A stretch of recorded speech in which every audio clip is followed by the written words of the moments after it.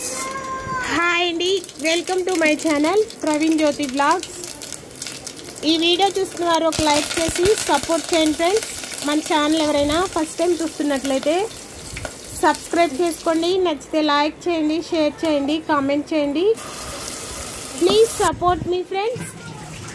ఈ వీడియోలో అయితే బీరకాయ పచ్చడి చేశానండి.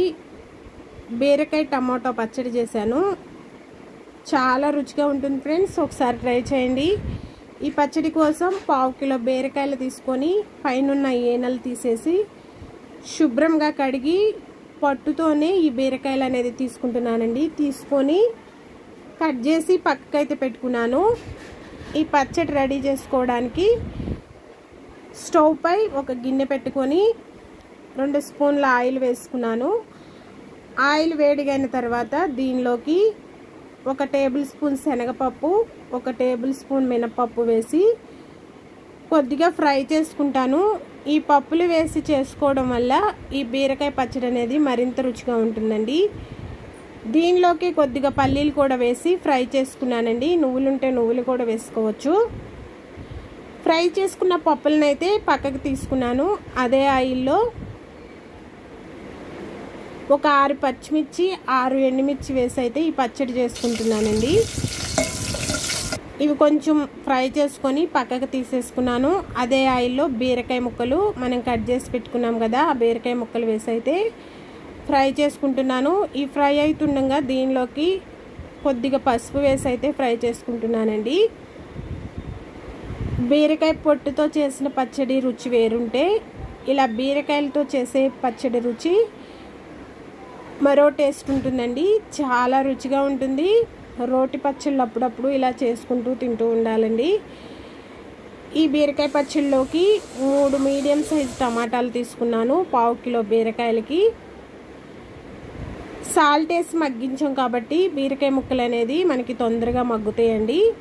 ఇవి కొంచెం మగ్గనిచ్చి తీసుకున్న టమాటాలను అయితే చిన్నగా కట్ చేసి బీరకాయ ముక్కల్లో వేసే మగ్గించుకుంటున్నానండి. బీరకాయ ముక్కలు, టమాటాలు మగ్గుతుండగా దీనిలోకి నిమ్మకాయ సైజు అంత చింతపండు వేసి వాటితో పాటు చింతపండును కూడా మగ్గించుకుంటున్నాను. వీటిలో వేసి మగ్గించుకోవడం వల్ల చింతపండు అనేది మెత్తబడి మనం పచ్చడి పట్టుకున్నప్పుడు ఈనెలు అనేది లేకుండా పచ్చడిలో కలిసిపోతుందండి. బీరకాయలు కూడా మనకు మగ్గిపోయినాయి.